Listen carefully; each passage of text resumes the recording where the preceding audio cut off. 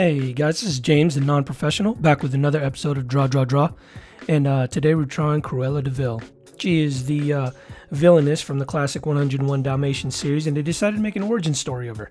Her name is Cruella DeVil, Cruel Devil. I mean, it doesn't get more villainous than this. Anyways, I hear that the movie is more sympathetic towards her character, like they make her out to be just sort of a damaged person as opposed to just a straight up evil person.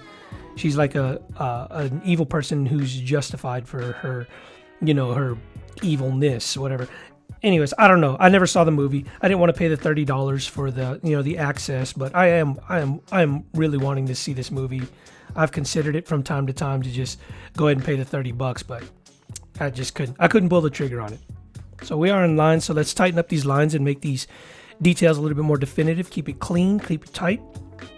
The reason why I couldn't pull the trigger on it is because, the reason why I considered pulling the trigger on it, actually paying for the $30, is because despite the, I guess, less popular or the wearing of origin stories on the public, people are getting tired of origin stories, I guess. I dig them. I love them. It delves deeper into the psyche of the characters that you already know and love. And so I'm digging origin stories. I can't wait to see the Black Widow thing. And no, Black Widow I don't think is an origin story, but it does give you a background of where she comes from. But it takes place actually in between, I think, Ultron and Endgame is where the story takes place. Can't wait to see that one, and I'm pumped about that. But I do like origin stories. I definitely like the Joker origin story that with Joaquin Phoenix. It was spectacular, and a lot of comparisons are made between Cruella and the Joker origin story, and rightfully so. It does, when you see the trailer, it does look dark and a little bit less kid friendly. Actually, it's a lot less kid friendly. They actually gave it a PG-13 rating because it's not for kids at all. And I hear there's some pretty messed up stuff on there with regards to the bareness, the villain of the story itself. I wouldn't say that Cruella DeVil is like the hero, but more like the lesser of two evils in the movie. Can't wait to see it, and I'm sure I'll be pleasantly surprised with how this movie is. Although I am getting mixed reviews. So we're in inks, and if you notice, the inks are different this time. I don't use a whole lot of blacks. I use a darker shade of the base color. She has a red dress on, and of course her skin tone is going to be flesh color. So I have a darker sort of flesh tone color to do the outlines of the skin itself. And anyways, this is the ballroom scene. In the trailer, it looked like a black and white ball, and she comes in and they're wearing this this massive hooded cloak sort of thing, and it's all white, and you think that she's dressed up in black and white, and then she gets this match and she just sort of lights her dress on fire, and that hooded white cloak, I guess, sort of just goes away, and she's revealed to have this bright red, just standout dress. And it was spectacular looking. To me, it was. Emma Stone. She pulls it off greatly. And she's quite an exceptional actress. And so I wouldn't doubt that her performance in this movie is very competent, if not exceptional.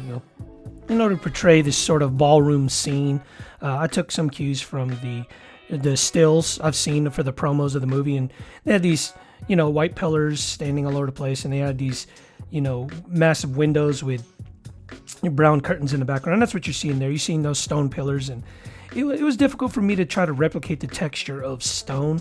So I went and put these cracks on there, although you wouldn't see these massive cracks in an actual stone pillar, because then it would be time to replace that thing if it was all massive cracks in there. But I needed some way to represent that this wasn't just, it wasn't flat. It was actually rounded, and it actually had some texture to it, and it was actually a material that was able to crack. So anyways, I put these little cracks in there, and to represent stone is what I'm trying to represent there. So colors is the thing that I've been working on as of late. This is the reason why these videos are taking so long to come out, because it's a 4-step process now, and the colors are taking me a long time because I'm not that quick with colors. I've been trialing and error several different ideas and methods, and watching videos and whatnot.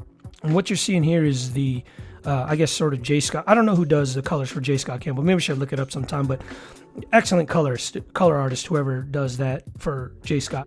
then one of the things that I did like, that I thought I did really well here, was she has these sort of leather gloves that go up past her elbows, these really long gloves, and they're made of leather. And I think I did a good job portraying leather and the colors there.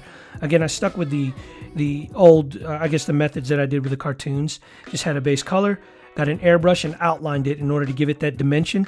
And then I put in the highlights, which the light source is coming from the upper right. And then in order to give it that sheen, that shine, that leather shine, I put a very light pink, I guess, in the middle there. And that's where you get that sort of wrinkly sort of shine there to represent leather.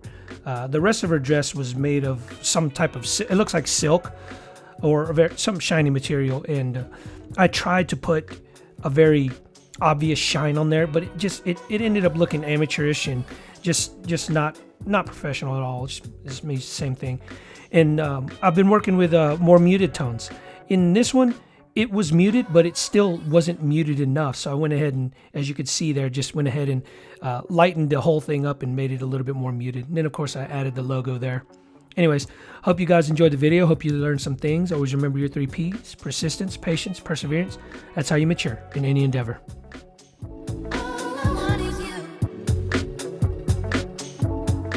Hey guys, if you like my content, please like or comment below. And if you want regular updates, please subscribe to my channel. Thanks for watching.